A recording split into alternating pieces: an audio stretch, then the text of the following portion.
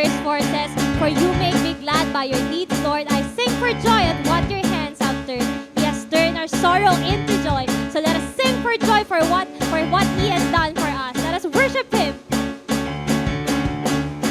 Your light is over me, flooding over me.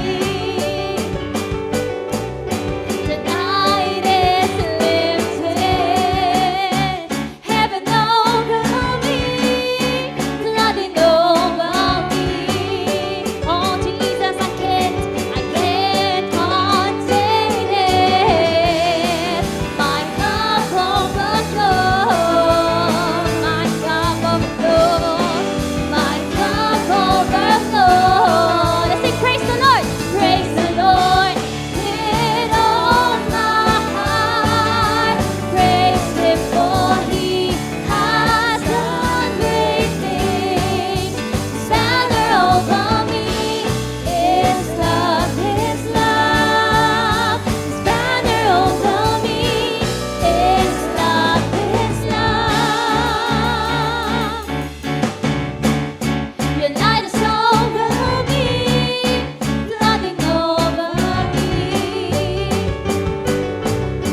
The night is lifted, heaven over me, flooding over me. I can't contain it. My cup overflows, His love overflows. My cup overflows. We sing praise the Lord with all my heart. Praise Him for He has done great things. His banner over me is love, His love. His banner over me is love, His love. We sing praise the Lord with all my heart. Praise Him for He has done great things. His banner over me is love, His love. His banner over me is love, His love.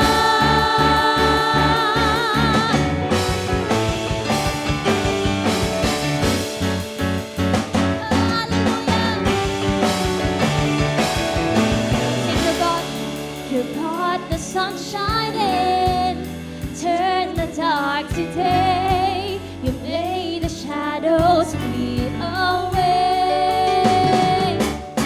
You open up our eyes to a new and living way, the dawning of a brand new day. We sing praise the Lord with all my heart. Praise Him for He has done great things. His banner over me is love, His love. His banner over me is love, His love. Sing it out. We sing praise the Lord with all my heart. Praise Him for He has done great things. His banner over me is love, His love. His banner over me is love, His banner over me is love, His love.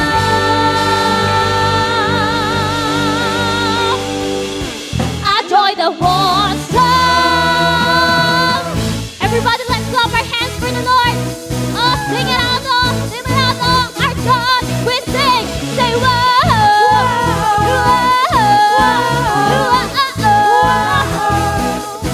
Sing it, you turn it all around.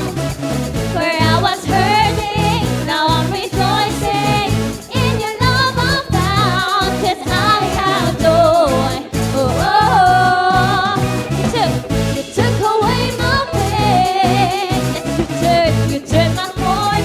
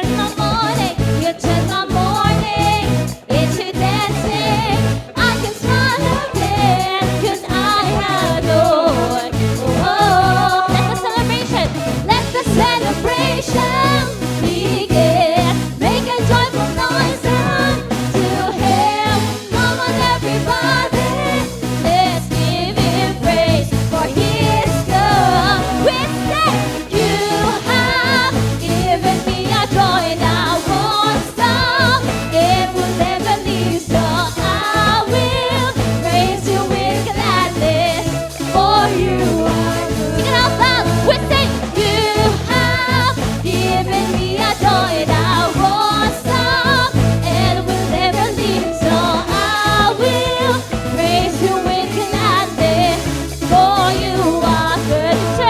You turn my sadness into gladness. You turn my sorrow into joy. And now I'm singing and I'm dancing and I will shout for. Can we leave our hands and sing it out once again? Turn my sadness into gladness. You turn my sorrow into joy. And now I'm singing and I'm dancing and I will shout for the last time. We sing, you turn my sadness into gladness. You turn my sorrow into joy. And now I'm singing and I'm dancing and I will shout for joy. You have given me a joy that won't. Let's clap our hands for the Lord. Will never leave. So I will praise you with gladness, for you are. Oh, we sing, you have given me a joy that won't stop and will never leave. So I will praise you with gladness, for you are good. For you are good, Jesus. For you are good. Oh, shout our praise. Oh, we are joy in you. Oh, we are so thankful for you, Jesus. Oh, we put it right here, Lord. Your joy in my heart, oh God.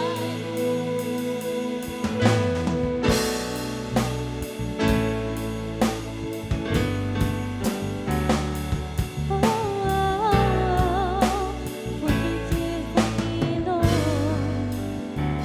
Sing, I was hopeless. I was hopeless. I knew I was lost. And death and darkness were my only source.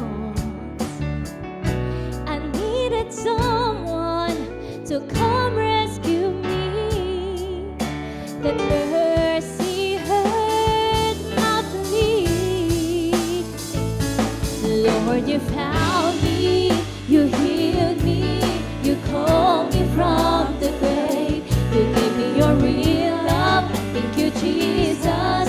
You washed my sins away.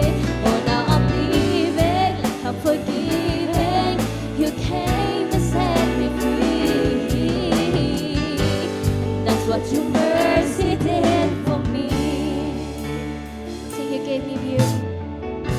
You gave me beauty for my guilty state. And now I'm living day to day by His grace. So excuse me if I can't contain my praise, 'cause I know that I've been saved. Lord, you found me, you healed me, you called me from the grave. You gave me your real love. Thank you, Jesus. You washed my sins away. Oh, now I'm leaving, I'm forgiving. You came and set me free. That's what your mercy did for me. Sing every morning. And every morning, mercy will restore me. I will proclaim.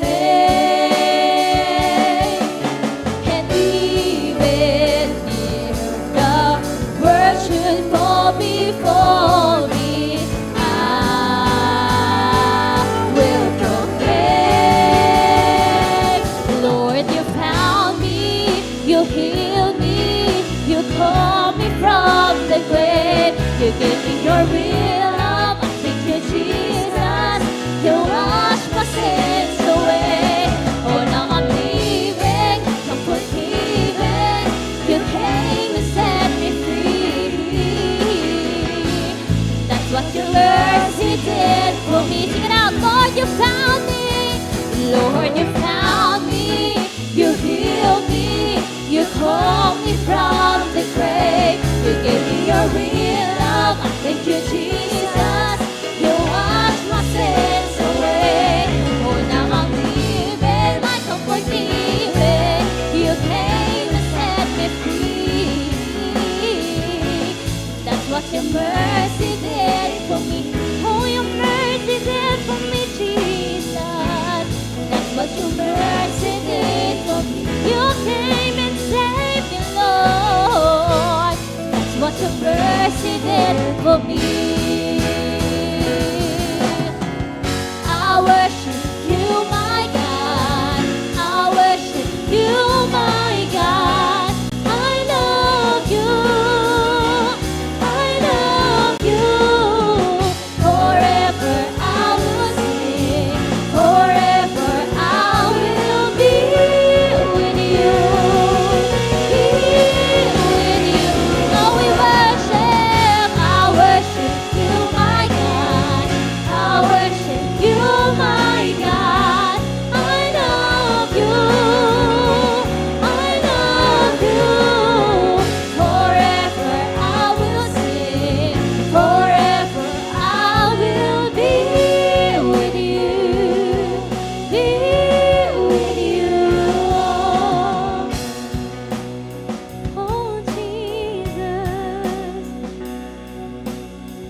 I worship at your throne, whisper my own love song. With all my heart I sing for you, my dad and king. I live for all my days to put a smile on your face. And when we finally meet, it'll be for eternity. And oh, how I open up your arms when I need your love. How far you would come if ever I was lost. You said that all you feel for me is undying love, that to show me through the cross.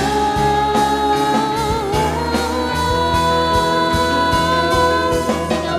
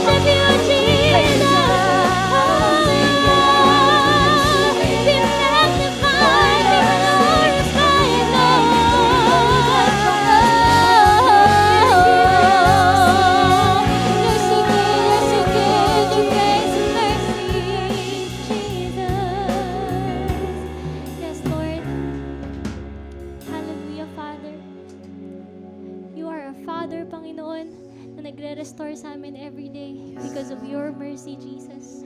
Because of your grace and love for us, Panginoon. Andito kami, Panginoon, to worship you, Lord. Andito kami, Panginoon, to lift up your name, Jesus. O Lord, maraming salamat sa lahat ng ginawa niyo po sa amin. You turn our sorrow into joy. You turn our mourning into gladness, Panginoon. Yun yung bagay, Panginoon, na hindi kayang gawin or pawiin ng mundo. Ikaw lamang, Panginoon, ang kayang gumawa nun sa buhay namin. Maraming salamat po sa lahat, Father. We will always worship you, and this is all we pray in Jesus' name. Amen. Magandang umaga po sa ating lahat. Para po sa ating kaloob, samahan niyo po akong basahin natin ang Kawikaan 24, verse 27. Sabi po rito, ihanda mo muna ang iyong pagkakakitaan tulad ng iyong bukid na taniman bago ka magtatag ng sariling tahanan. Prepare your work outside. Get everything ready for yourself in the field and after that, build your house. Isa po itong paalala daw sa atin na sa mahalagang prinsipyo daw po na unahin daw po muna natin ang bawat isa, lalong-lalo na sa mga nagsisimula pa lang yung ating pagkakakitaan, yung kabuhayan. Kaya ang agarang prinsipyo daw po nito, kung bibili daw po tayo ng lupa, siguruhin natin na mapapakinabangan natin ito sa future. Sabi nga sa mayamang bansa ng Japan, ang lupa daw nila o sabi ng government nila na kapag daw po nag-acquired ka ng lote, kailangan daw po sakahin natin ito. Otherwise, kukunin ng government kung hindi natin papakinabangan o kung tatambak lang. Sa atin sa Pilipinas, parang wala yata pong batas na ganon. Ang batas lang is kung kailangang magbayad ka ng amilyar lang, and then susulatan ka kung hindi ka makabayad. Pero sa kanila po na mayaman na bansa, dapat po may pakinabang ang bawat lote. So kung hindi ka magsasaka, pwede mong gamitin parking lot. Kung hindi ka magsasaka po, pwede mong gamitin to na parent mo para mapakinabangan. So ang prinsipyo po nito, dapat yung future o yung kabuhayan ang iniisip nila. Isang paalala daw po sa atin to, lalo-lalo na sa mga bago pa lang nagsisimula sa buhay, na grow the salary before you eat the salary. Ibig sabihin, tanim ka muna bago mo tamasahin. Ang kaugalian po daw natin, likas na sa atin yun, yung gusto natin, matamasa kagad yung kinikita kahit maliit. So, mabenepisyohan daw po kagad tayo. Yun yung kadalasan.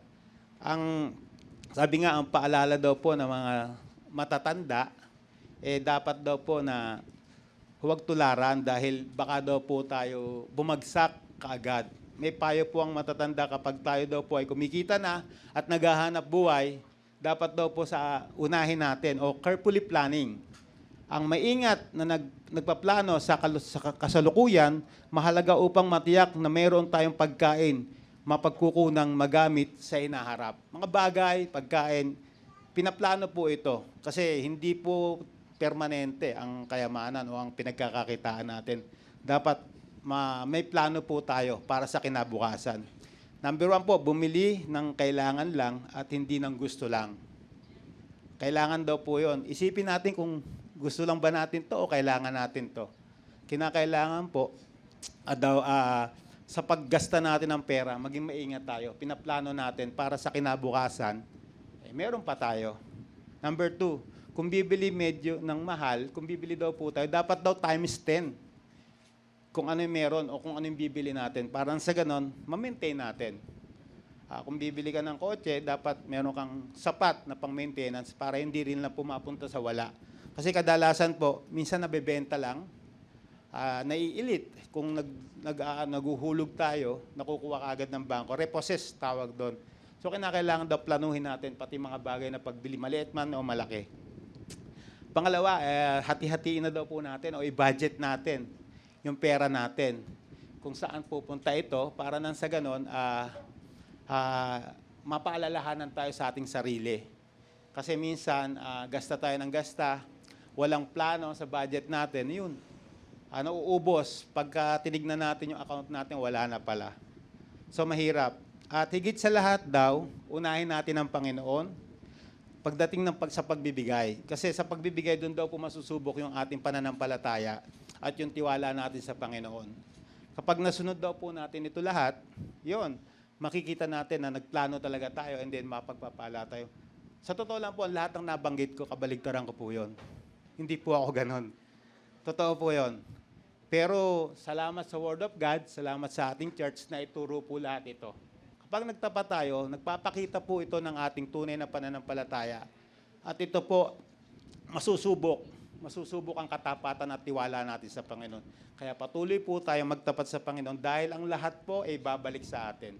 At ang lahat ay ibibigay niya para sa atin. Okay po ba yun?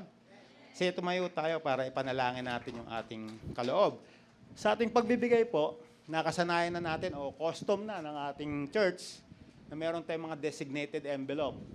Yung red daw po, ito yung ikapu. Kung saan yung ating mga kinikita o yung mga tinangkilik sa loob ng isang buwan, isang taon, ibibigay po natin yung 10%. Dahil dito po, nasusubok yung ating katapatan. At yung blue envelope naman po, yan po yung special project natin. Kung ano po yung sinaksak sa isip natin, sa ating puso, kung ano yung para sa Panginoon, bigay po natin. Yung sobra natin para makatulong po sa progress ng ating church o sa pangkaloob na gawain. So kung ano po may bibigay natin, makakatulong po to sa pag-develop ng ating church para mapaganda pa ang ating serbisyo. White envelope, ginagamit po natin yan sa ating mga kids church, kung saan inaabot po natin yung mga bata. Pantulong natin, naabot natin mga hindi pa nakakakilala sa Panginoon para sa funds na yan, makikita po. At may mga plano po na para sa ganon, magpatuloy pa, ma-reach out yung mga kaluluwa na naliligaw. Yung ating brown envelope, alam naman natin na nagpapatayo po tayo ng church at sabi nga kanina, malapit na po siyang matapos. Nandun na po tayo sa level talaga na make-up na lang. Kumbaga sa babae, make-up na lang po kulang. Konting kembot na lang is po pwede na nating mapakinabangan po. Talaga nga yan, nakita may ceiling na. Ang kulang na lang po yung gypsum board, painting, of course, painting works, and yung pong electrical. At lilipat na po tayo. I'm sure na giginawin kayo doon. Talagang yung aircon na kinabit namin, talagang kakabit pa lang at mag-down. Hinihingi namin yung inyong mga puso na pagtulong-tulungan natin ito para nang sa ganun makamit natin. And then pag na-install po ito, pinangangako po ko sa inyo na naka-jacket kayo na magse-service doon para tayong nasa Baguio. Totoo po yun kasi overpower niya yung dami ng aircon na kinabit natin. So talagang kailangan po yun para hindi po masira kagad o hindi magastado kagad yung ating aircon. So pinag-isipan po yan, may mga pagpaplano para sa ganon, para sa kabubuti ng ating service at para sa kumbinyente ng nating lahat, mapakinabangan natin ang ayos and then at the same time ma-maintain. Kaya po nang sinabi ko sa inyo, magpaplano muna tayo bago nating gawin ang lahat, bago tayo kumilos, para nang sa ganon yung outcome niya is mapaganda ng gusto ang serbisyo. Okay po ba yun? Okay, tayo po ay manalangin. Lord, salamat po sa buhay ng bawat isa, Panginoon. Salamat sa umagang ito, sa pagkakataon, Panginoon. Binigyan mo kami, Panginoon, ng lakas, Panginoon, upang purihin ka. Nagpapasalamat kami, Panginoon, sa bawat pamilya na nagtatapat, Panginoon. Turuan mo pa kami, Panginoon, na iplano namin ang lahat, Panginoon, na ikaw ang masusunod, Panginoon, sa aming buhay. Gayon din sa aming pagkakaloob. Bigyan mo kami ng pusong tapat, Panginoon, upang magbigay kami ng nararapat na para sa iyo lamang. Salamat, Panginoon, sa bawat pamilya na naririto, Panginoon. Patuloy mo silang pagpalain at patuloy mo kami, Panginoon, bigyan ng biyaya, Panginoon. Lalong-lalo na sa mga nagtatapat, Panginoon, sa iyo, Panginoon. Salamat. Muli, tinataas namin ang pangalan mo. In Jesus' name we pray. Amen.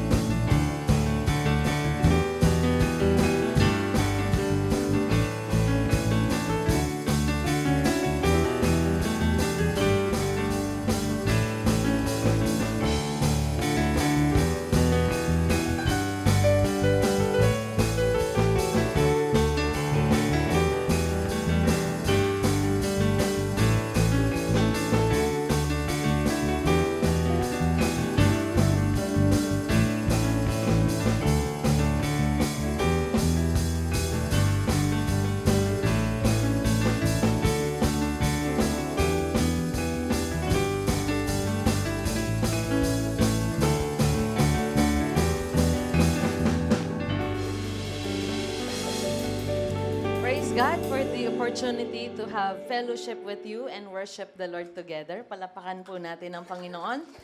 The title of our sermon today, Salvation Proven by True Love. We can know that we are saved and there are evidences or proofs that we are truly saved. Isa po sa indicator or proof of true salvation is, do you genuinely love others with God's true love?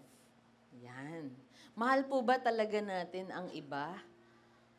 Na ang pagmamahal po natin ay yung pagmamahal ng Diyos na pinakita niya sa atin. So last week, we are encouraged to love like Jesus. The kind of love we receive is the kind of love we should give. At natutunan po natin tungkol sa proclamation about love, that love is a command. Ito ay utos ng Panginoon sa atin. It is from God.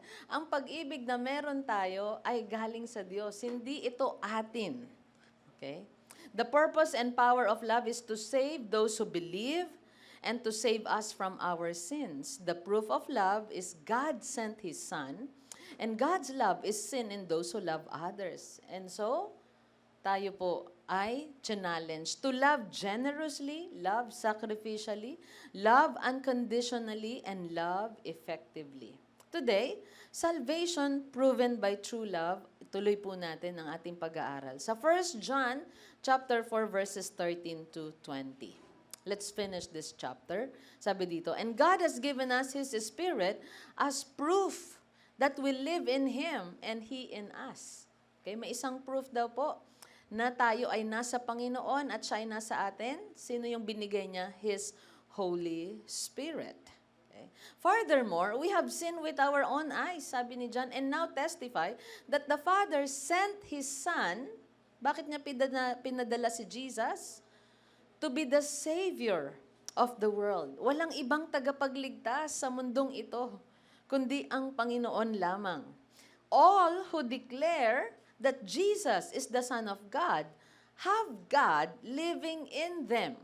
See, lahat, walang tinatangi ang Panginoon. Sino man daw ang mag-confess, ang mag-declare, ang kikilala sa Panginoon, that sa Panginoong Jesus, He is the Son of God, have God. Merong Diyos. Isipin nyo, ang Diyos ay nasa Kanya. At siya naman ay nasa Diyos. And they live in God.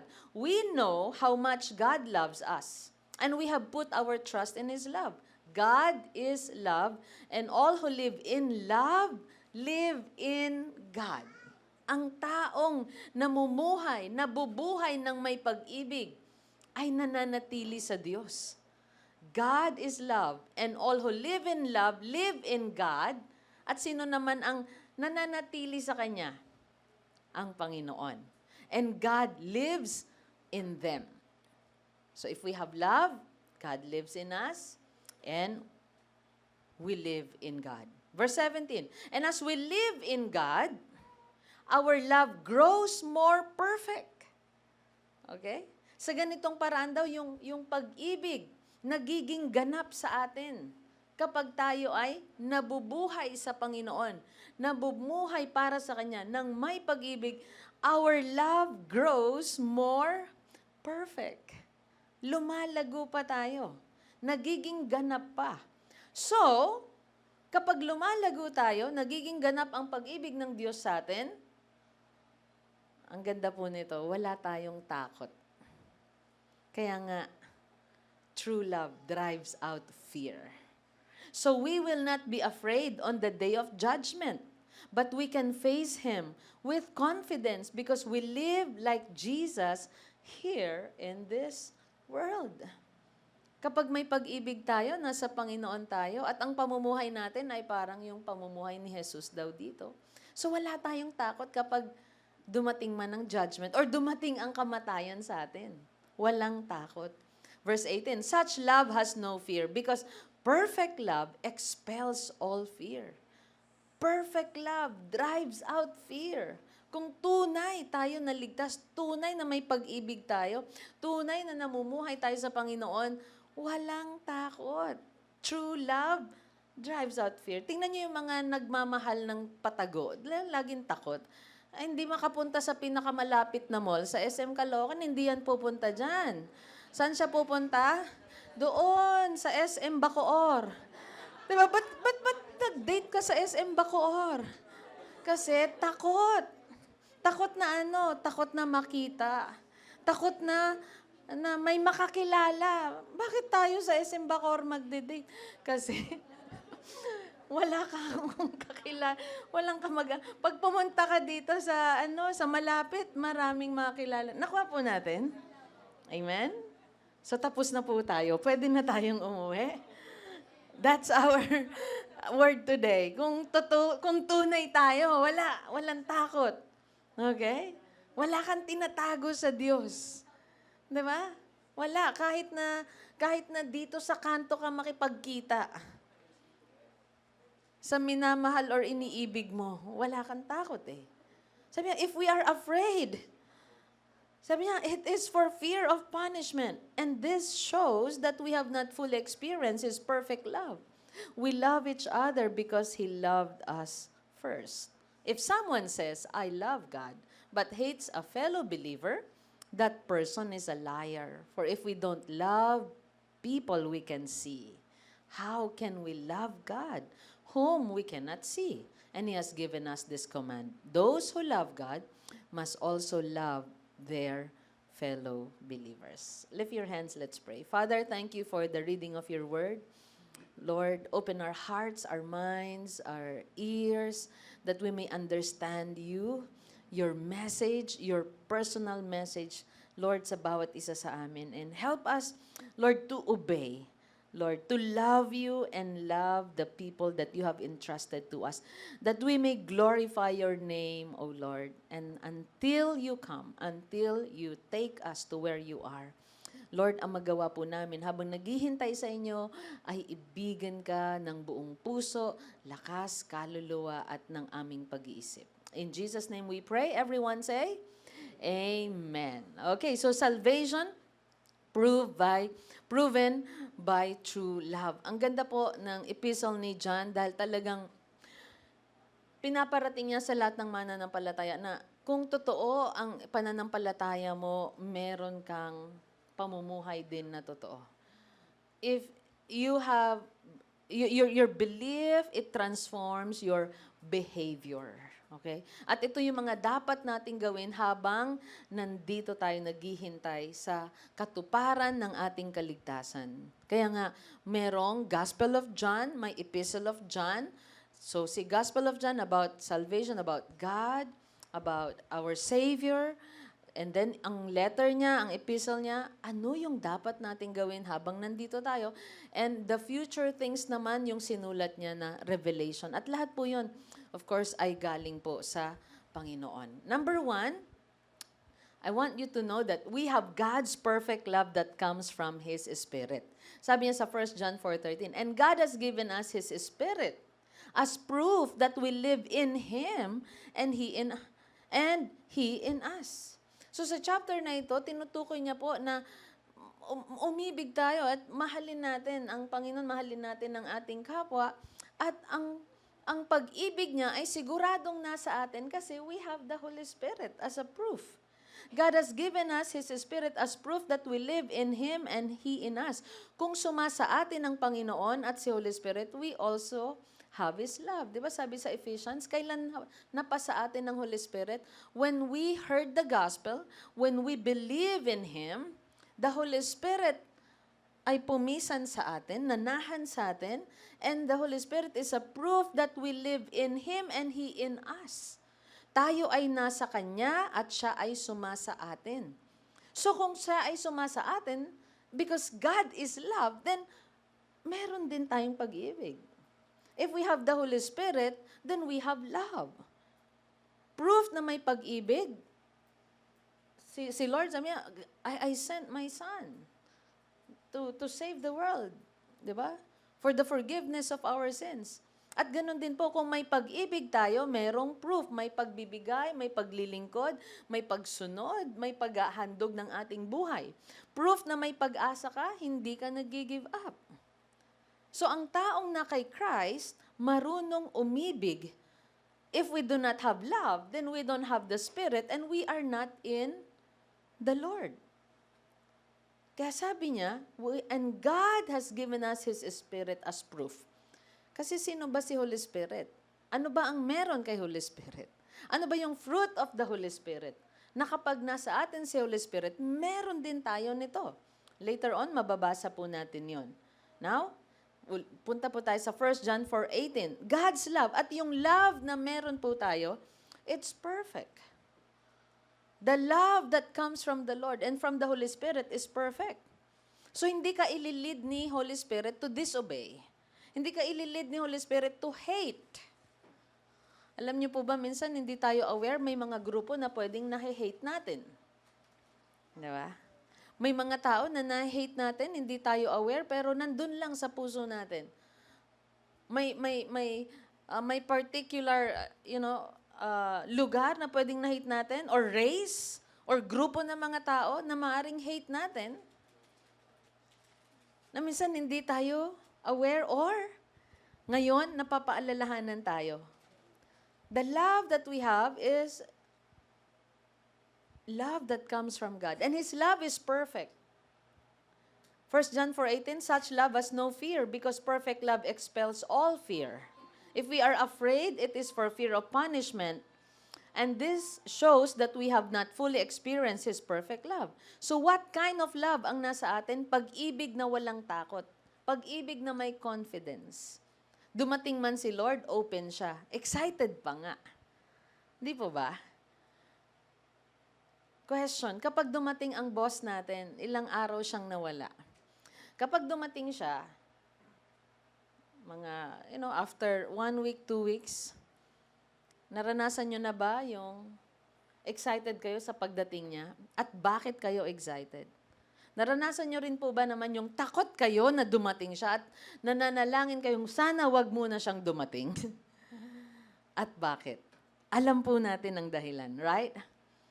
Yung excited, meron siyang pagsunod. Meron siyang pag-ibig sa pinagawa sa kanya. May tunay siyang pag-ibig doon sa boss niya. Okay? Pinapakita niya yung pag-ibig niya sa pamamagitan ng pagsunod. Pero yung isa, bakit siya natatakot? Kasi marami siyang hindi na-accomplish, marami siyang pinabayaan. Ganon din sa mga kabataan. Kapag dumating ang magulang mo galing sa bakasyon, galing sa isang convention or conference, 3 days, anak, wala ako. Ito ang listahan ng things to do mo. Okay. Kapag excited ka, anong pinapahiwatig nun? Yes, darating na si Mama. I'm so excited. Di ba? Na mayakap siya muli or may paghanda siya. Makita ang pasalubong niya, magkwentuhan kami. Alam niyo kung gano'n ang sinasabi ng isang kabataan, anong meron ka para sa magulang mo? Na-miss mo siya, love mo siya. Pero sana wag na munang umuwi. Sana mag-extend sila. Sana, ma-delay yung flight niya. Anong pinapahiwatig nun? There's no love. Ano pa? Takot siya na madatnan na madumi ang buong bahay. Okay na maraming hindi natapos. So, yung taong may totoong pag-ibig sa Diyos ay may tunay na pag-ibig at walang takot. Kaya ang pag-ibig na meron dapat tayo ngayon, kung ating evaluate ang ating sarili, ang pag-ibig ko ba sa Diyos ay may takot? Yung takot na ayaw mo pa siyang makita or hindi ka handa sa pagdating niya, yun po ang iayos natin sa ating buhay at sa ating puso ngayon. Saved people possesses God's perfect love. They know how to love. They have confidence. They live a life that is pleasing to the Lord. Na any moment, any time, Panginoon, kayo po ay pwede kong makita. Hindi po ako natatakot. That's the kind of love na meron tayo. Wala pong bahid na panlilin lang. We possess the love that comes from God, and that love is perfect love. And how can you say it's perfect love? No fear. Okay? Masasabing that's perfect love kasi no fear. Okay? Bakit hindi natatakot? Yan. For example, si Nanay Ophel, kapag kasama niya si Tatay Rosbert, haharap siya sa magulang niya. Ba't hindi sila takot? About 20 to 30 years na po silang mag-asawa at kasal. Haharap sila ng maayos. Diba? Si Alvin at Jessica, takot ba kayong humarap ngayon sa magulang kay Nanay Catalina? Diba? Takot pa ba si Alvin? Hindi. Diba? Natatakot na nga si Nanay Catalina pag siyang dumarating, baka maubos yung ulam nila. Okay? Yun yung perfect love. How do you know it's perfect love? No fear. Okay? Kaya pag may takot tayo, punong-puno ng takot ang puso natin, kapag tayo ay datnan ng sino mang in authority ng Panginoon, iayos po natin ang ating puso. Galatians 5:13 to 24. For you have been called to live in freedom, my brothers and sisters, but don't use your freedom to satisfy your sinful nature. Ito po yung love na may takot. Kapag sinasatisfy natin, pag sinusunod natin ang pita ng laman, yan ang pag-ibig na may takot at hindi totoo. Ano pa? Instead, kaya we are encouraged, instead, use your freedom to serve one another in love. Yung kalayaan daw na binigay sa atin na hindi binigay para gawin lahat ng gusto natin.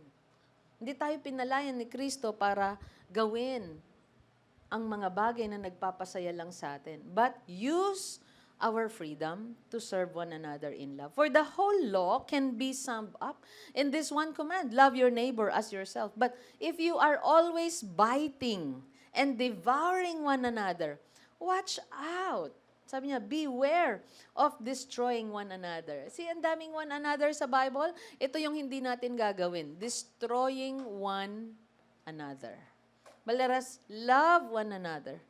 Use our freedom to love one another. And that's why, ang sarap po kasama, side by side sa paglilingkod, sa pagsamba sa Panginoon, ang mga taong may tunay na pag-ibig sa Diyos. Yung handa rin silang datnan ni Lord. Kasi walang itinatago. Kasi malaya sila na gumagawa ng kabutihan sa Panginoon. Amen? Our ministry, it just turned 15. We just turned 15. Palakpakan natin ang Panginoon. Thank God. Thank God. We serve one another. Okay? Let us continue to pray for one another. Kasi if we destroy one another, wala tayong mararating at puro takot ang babalot sa puso natin na, Lord, madatnan nyo kami na nagsasakitan. Diba?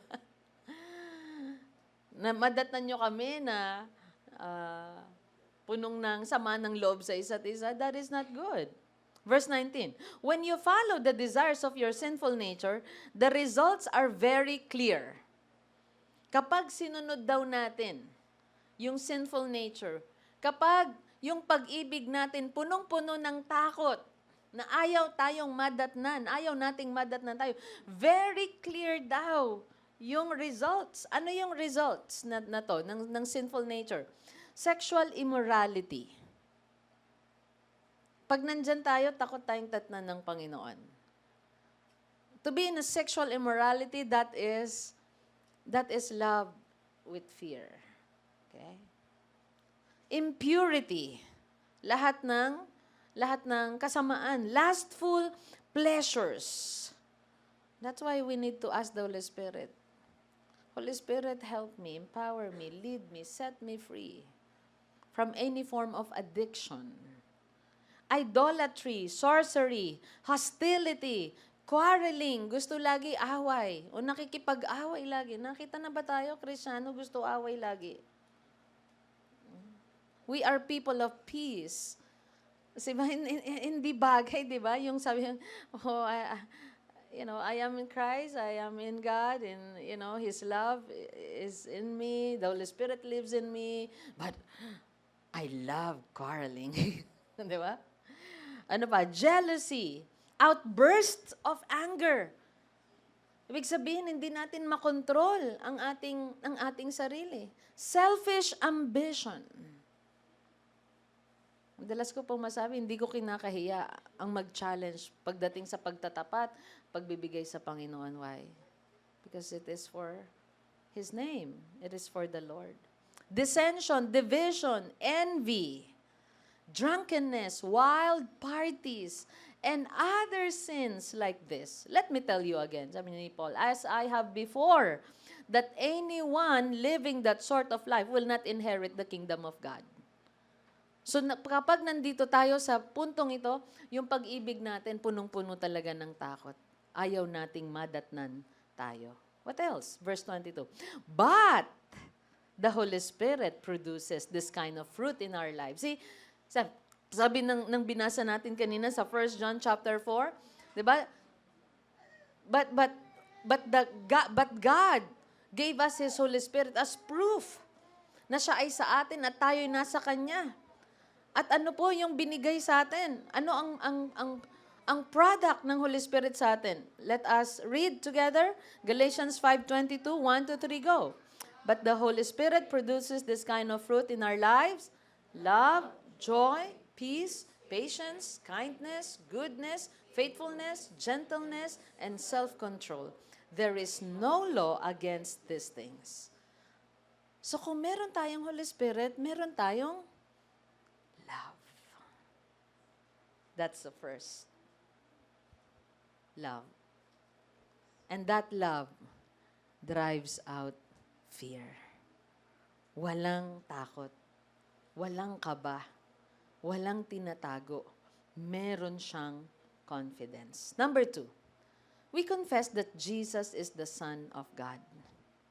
Okay? Proof na meron po na tayo po ay saved at merong pag-ibig. We confess that Jesus is the Son of God. Napakahalaga po nito. At sa panahon nila John, if you confess that Jesus is the Son of God, may kapalit po yun. Pwede silang i-hate ng mga tao sa paligid nila. Hindi sila papasukin sa mga synagogues. Diba? Remember? Yun ngang blind man, ipinanganak na bulag, pinagaling ng Panginoon. Okay? Kinilala niya ang Panginoong Jesus. Anong ginawa ng mga religious leaders? Pinalayas. Okay. 1 John 4:14 and 15. Furthermore, we have seen with our own eyes and now testify that the Father sent His Son to be the Savior of the world.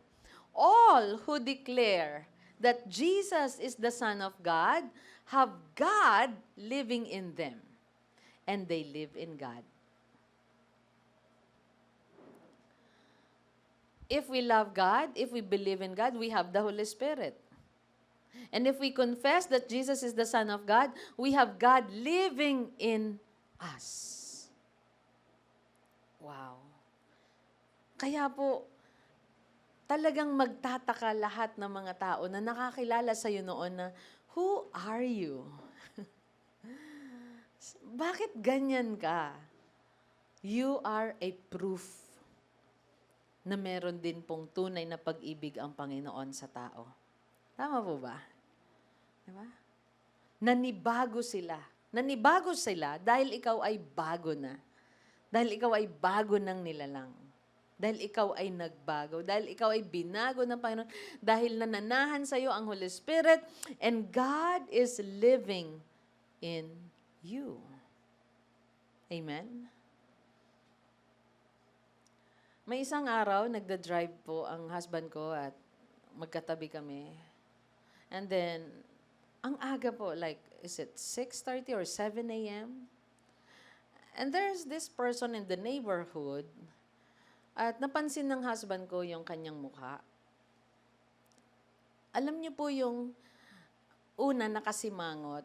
Paano sumimangot? Can you show me simangot? Pero yung buong mukha ay simangot talaga. Not just yung lips, but the whole face. So, sabi namin, anong tawag doon? Kung nakasimangot dito sa lips, ang buong mukha ay busangot. Tama ba?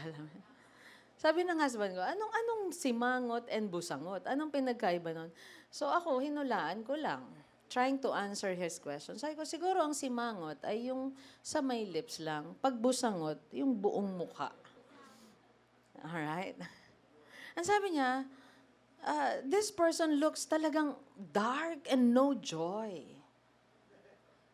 Have you seen? Have you seen? Diba? People like that.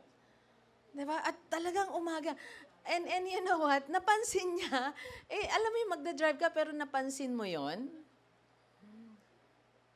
And sabi ko, mahirap talaga pag walang joy. True joy. Diba? Kaya sa umaga pa lang, ano na kaya ang nakikita sa atin? Bunga, ayan, o sumpa. Okay, anong nakikita sa atin? Bunga o sumpa? Kapag pinananahanan ka ng Holy Spirit, di ba, yun din po ang magre-reflect sa ating mukha. Can I hear amen? Right, right. Sa ating tahanan, kapag ka ang mga puso at isip ng mga taong nakatira doon, ang nananahan ay si Holy Spirit, di ba? Maliwanag, masaya. Okay? Masarap magstay o pumasok doon. Pero kapag wala ang Panginoon sa atin, di ba? Dito pa lang, sa personal space pa lang natin, makikita na yung kalungkutan, makikita na ang kawalan ng pag-asa. Okay? Look at the person next to you. Yan, may proof ba? Nag-confess na siya that Jesus is the only Savior of the world. Ayan. Amen? Confess. Acknowledge. Kilalanin natin na si Jesus ay anak ng Diyos. At alam niyo po, mananahan ng Holy Spirit at ang Panginoon ay mananahan sa atin. Amen. Give Him praise. Palapakan natin ang Panginoon. So, 2 John 4:15, God abides in us and we abide in Him. So, hindi po pwedeng wala kang fruit of love. Hindi po pwedeng, if God lives in us, the Holy Spirit lives in us, how? If we confess. Kung kilalanin natin ang Panginoon, kung sasampalataya tayo sa Kanya, mananahan siya sa atin. At kung nananahan siya sa atin, hindi po pwede na wala kang love and fruit of the Spirit. Hindi po pwedeng wala tayong gentleness and kindness and self-control. Okay? Kaya yung sabi ni Brother Rusty kanina na lalo dati yung kanyang paggasta, di ba? Ngayon, binago siya ng Panginoon. Yes. Di ba? Mas magastos na daw. Okay. Mas organized na siya. Organized na ang kanyang finances. Okay. Sana hindi rin siya magsawa. Parang tuwing magkikita kami, pinapansin ko pagka meron siyang paggasta. Ay, binilaki na naman. Okay. Kahit sa Zoom, napapansin ko pag may binili siya eh.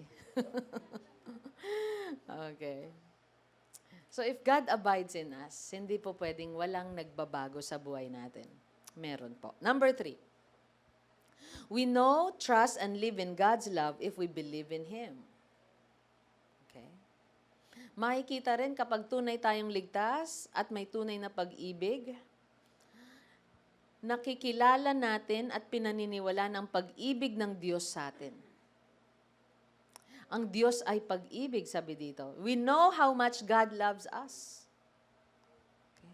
Kasi nga, the Holy Spirit is in us. Unawa po natin. Pinaniwalaan, nakikilala na natin at pinaniwala ng pag-ibig ng Diyos sa atin. Ang Diyos ay pag-ibig. God is love. And all who live in love, live in God, and God lives in them. Napansin po natin yung pagdidiin ni John dito. If you are saved, if you believe, the Holy Spirit is in you. If you confess that Jesus is the Son of God, God lives in you. At sabi niya, God is love, and all who live in love, ang nabubuhay ng may pag-ibig, nasa Kanya si God, nananatili rin sa Kanya ang Panginoon. The Lord remains in us. We remain in Him and He remains in us. Remember the word remain? Ginagawa tayong tahanan. You know our song, Banal Mong Tahanan. Ako'y banal mong tahanan. At siya din ang ating tahanan. Nananatili tayo sa Kanya. Nagtitiwala tayo sa pag-ibig niya, naniniwala tayo sa pag-ibig niya dahil siya ay pag-ibig.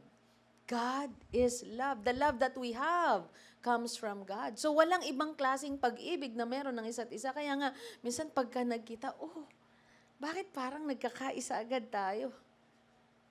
Because the same love that comes from the Father. Remember our story when we were in Marseille, France? Hindi ko naman naunawaan buo yung preaching doon kasi nasa French. Pinupo pa kami sa unahan. May interpreter kami pero hindi ko magets yung English niya. Konti lang. Pero alam niyo po, ang pinaka naunawaan ko doon, yung pag-ibig nila sa Panginoon at yung pag-ibig nila at pagtanggap sa amin. Palapakan natin ang Lord. Because it's the same God who lives in them and in us. It's the same Holy Spirit. And so we are so excited. They invited us to lunch. Etong maganda, they are French-Italian. So what kind of food did we receive? French-Italian. Yes. Pasta. Perfecto. Yes. Pero again, ang dami naming usap, they tried. Nag-google na nga sila sa English nila. Pero, anong pinaka naintindihan pa rin namin? The Spirit of Love. The Spirit of Love. Because it's the same God. Kaya, nakikita po natin, nararamdaman natin, na-experience natin, ang pag-ibig ng isang taong tunay na nasa Panginoon. Amen. Number 4, we are not afraid of Judgment Day if we grow in love. So keep on growing. Remain in the Lord. Nagiging ganap ang pag-ibig sa atin ng Diyos if we confess, if we believe, if we trust His love. Naniniwala tayo sa pag-ibig niya, mahal ako ng Panginoon. Nagiging ganap yung pag-ibig niya and we are not afraid of Judgment Day if we grow in love. Hindi tayo natatakot. Yung sabi nilang, pagbalik-balik ta rin nyo man po yung bahay ko, ano man ang hanapin ninyo, hindi ako natatakot kung anong matagpuan ninyo dahil ako'y namumuhay ng totoo. Totoong pag-ibig sa Diyos, totoong pag-ibig sa tao, wala po akong sinaktan, wala po akong niloko. Wala po kayong mahanap dyan. Na kahit anong resibo. Mahal mo, asawa mo, hanapin mo lahat ng resibo sa wallet ko, lahat yan ay totoong resibo. Okay? Wala akong itinago. Or whatever. You are not afraid of Judgment Day. Amen? If we grow in love. Let's read our passage, 1 John 4:17. And as we live in God, our love grows more perfect. So we will not be afraid on the day of judgment. Isa ito sa gamitin po natin to evaluate our hearts and our lives. May confidence ba ako o may takot ako sa judgment day? Sabi niya, but we can face Him with confidence. Why? How? Sabi niya, because we live like Jesus here in this world.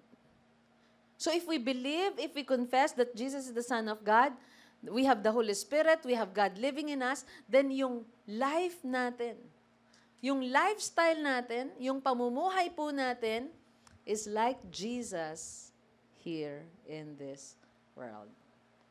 Merong katotohanan, merong pag-ibig, may tunay na kalayaan. Yung kalayaan natin, hindi natin ginagamit sa paggawa ng kasamaan, kaya makakaharap po tayo. Hindi tayo nagtatago-tago. Ano pong sabi ng kawikaan? You know, the righteous is bold like a lion. But the wicked flee, even if no one chases them. Kahit walang naghahabol, kahit walang naghahanap, nagtatago siya. Kasi nga, puno siya ng takot. So there is no fear sa totoong may pag-ibig. There is no fear sa totoong ligtas. Nakausap na po ako ng ilan, Christian, sabi niya, natatakot ako kung tunay na ligtas yung magulang ko. Natatakot din ako kung tunay akong ligtas. Sabi ko, something's wrong with you. Alright? Ano ang nagbibigay sa'yo ng takot? Una, mali ang pinaniniwalaan mo. Pangalawa, mali ang application mo. At mali ang paraan ng pamumuhay mo. And then, hindi na uli kami nagkita. And then, after few months, nagkita uli kami. And then, this person confessed. Kung ano yung lifestyle niya, ano yung ginagawa niya. Sabi ko, you have to surrender that to the Lord. And stop listening to these kinds of teachers. These false teachers.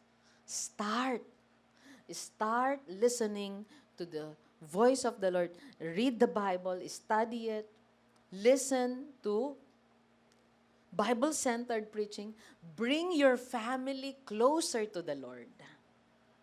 Lead your family to the Lord. There's no fear in love. True love drives out fear. Are we learning? Verse 18, such love has no fear, because perfect love expels all fear. As in, wala. Kasi nga, God's love is perfect. And if He is living in us, the Holy Spirit is living in us, then yung love na meron din tayo ay perfect. At ulitin natin, paano mo malalaman na you have this perfect love that comes from God? No fear. No fear. Kapag yung ginagawa natin, ay natatakot ako, ay kinakabahan ako dito. Kasi alam mo na it's 90%, it's 99%, it's 99.9%. Saan natin madalas nababasa yun? It kills germs. Alam niyo yung mga bata, minsan sabi nila, it's not 100%. I will not trust that. Okay. Naglalagay po ng, hindi 100% na may 1%. See, perfect love, no fear. Gamitin po natin itong basihan sa lahat ng ginagawa natin. Iisipin natin at sasabihin natin at desisyon natin. Is this true love? May fear ba sa gagawin ko? If we are afraid, it is for fear of what? Punishment. And this shows that we have not, ito raw pinapakita lang nito na hindi pa lubos na natupad ang pag-ibig ng Diyos sa atin. And this shows that we have not fully experienced His perfect love. Ang ganda po ng teaching na to ni John. Ibig sabihin, kailangan mong mag-grow, kailangan mong lumapit sa Panginoon, kailangan mong kausapin ng Holy Spirit, isuko mo talaga ang lahat sa Kanya upang maranasan mo ang perfect love. Kaya ngayon, meron na tayong definition ng perfect love. Amen? That is God's love. It is perfect. At kung meron tayo nun, wala tayong fear. Number 5. The last but not the least. We love and do not deceive others. Kung tayo tunay na ligtas, tayo din po ay may tunay na pag-ibig. At ang pag-ibig na meron tayo, kung totoo, ay hindi tayo nanlilin lang. Okay? Hindi natin lolokohin. Yun ang may tunay na pag-ibig. Young people, do you love your parents? You will not deceive them. Amen? How much is your tuition fee? Doon pa lang may papakita na kung love natin si mommy at daddy. Amen? How much is your toga? Ano pa? How much is your picture frame or photo, graduation photo? How much? Alright? Doon pa lang masasabi na natin, amen? Kung mahal natin sila. We do not deceive them. Saan ka pupunta? We do not deceive them. Ma, sa kaklase ko lang. Pero bakit may backpack ka? Okay. Na pang-overnight. Okay.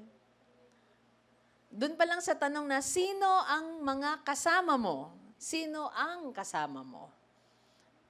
Sa tanong na, ilan kayo? Sa pagsagot pa lang natin doon sa ating magulang, may papakita na natin na we love them. And if we love them, we will not deceive them. Can I hear amen? Yes. We love and do not deceive others. John chapter 4, 1 John 4, verse 19. We love each other because He loved us first. Ang tunay na nakaranas ng pag-ibig ng Diyos ay makakapagbigay din ng pag-ibig sa iba. Umiibig daw tayo sa Diyos dahil Siya ang unang umibig sa atin. Next, verse 20 to 21. If someone says, kapag may nagsasabi daw na mahal niya ang Diyos, I love God, but hates a fellow believer, that person is a liar. Look at this. Ulitin natin. I love God, but hates who? Fellow believer.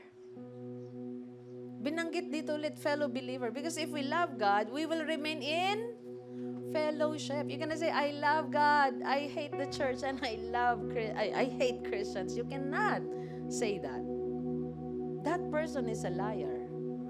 Ibig sabihin, ang dami pong mga bumabalot sa puso natin na hinanakit at gusto natin ng away, ayaw natin ng kapayapaan. Ayun po ay sinful nature. Bumalik tayo sa sinful nature. Pero kung ikaw ay, may iba't ibang paglago, unawain natin yan. Amen? Hindi pa tapos si Lord sa kanya. Hintayin natin na lumago siya. Are we learning? Then you have patience. Then you have love.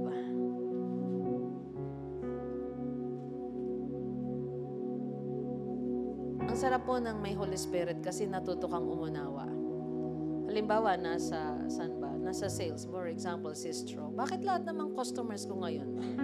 Parang yung init ng ulo ay 99.9%. And then sasabihin niya sa sarili niya, I will pray for them. Siguro, nagkataon lang. Lahat sila. Yun ang product niya. Nagkataon lang. Lahat sila ay malapit na sa kanilang monthly toyo. See, nagiging maunawain tayo if we have love. Sabi, for if we don't love people we can see, how can we love God, whom we cannot see? And He has given us this command. And what is that command? Let us all read. 1, 2, 3, go. Those who love God must also love their fellow believers. If we are in a relationship with the Father, with the Holy Spirit, with Jesus, then we love to fellowship with our brothers and sisters. We love to be around them. We love to be with them. Side by side, we serve the Lord with them. Those who love God must also love their fellow believers. We are patient with them. We are gentle with them. We are kind to them. Merong kindness. Huwag po tayong mapagod magpakita ng kindness sa isa't isa. Amen? Amen. Yung iba, magkakaiba po tayo rito. May mga idadagdag pa ang Panginoon sa atin, mga bata, kabataan. Okay. Iba-iba ang karakter at personalidad, but we have the same spirit, the same love. Let us continue to love God, and we must also love our fellow believers. Our worship team, do you love them kahit minsan yung mga tono nila iba-iba? Do you still love them? Alright. do you love the congregation also kahit minsan di sila nagre-respond? Right? Yeah? Okay. Ushers and marshals, love our brothers and sisters. Amen? Okay. They come with joyful faces and, busangot faces. Love each other. Amen. Iba-iba minsan ang pinagdadaanan natin, but let us continue. What? To love God and to love our fellow believers. At anuman ang iutos sa atin ng Panginoon sa mga mapag-aaralan natin, patuloy natin gawin. Mapapurihan ang pangalan niya at maging judgment ready tayo. True love drives out fear. Palapakan natin ang Lord. Let us all stand and sing this chorus for Jesus. Lord, you found me, you healed me, you called me from the grave. You gave me your real love, I thank you, Jesus. You washed my sins away. Oh, now I'm living like I'm forgiven. You came and set me free. That's what your mercy did for me. We sing, Lord, you found me. Lord, you found me, you healed me, you called me from the grave. You gave me your real love, I thank you, Jesus. You washed my sins away. Oh, now I'm living like I'm forgiven. You came and set me free. That's what your mercy did for me. Thank you, Lord, for your presence and for speaking to us today. Yes, Jesus. Lord, help us to live under the guidance of your Holy Spirit. Yes, Lord. To always believe that Jesus is the Son of God and no other Savior of the world Yes, Jesus. but you alone. Lord, thank you for allowing us to understand your love, to trust and live in your love as we continue to walk with you. Yes, Lord. Father, thank you for evaluating our hearts today. Help us not to be afraid of Judgment Day as we grow in love. Yes, Jesus. At Panginoon, as we live our time here on earth, as we spend our time here on earth, help us not to deceive others, Yes, Lord. but to love them. Love our fellow believers, our parents, our children, our workmates, the people around us, and even those who hate us. Help us, Father, to treat them according to your command, according to your will. Thank you so much for the peace, the joy, O God, and the rest that we have received from you, from your word and from your presence today. In Jesus' name we pray. Everyone say, palapan po natin ang Panginoon. This is for our group discussion. Before you go, number 1, do you hate anyone? How are you going to resolve this in your heart? Number 2, are you ready for Judgment Day? What gives you confidence? Have a great sharing. God bless you.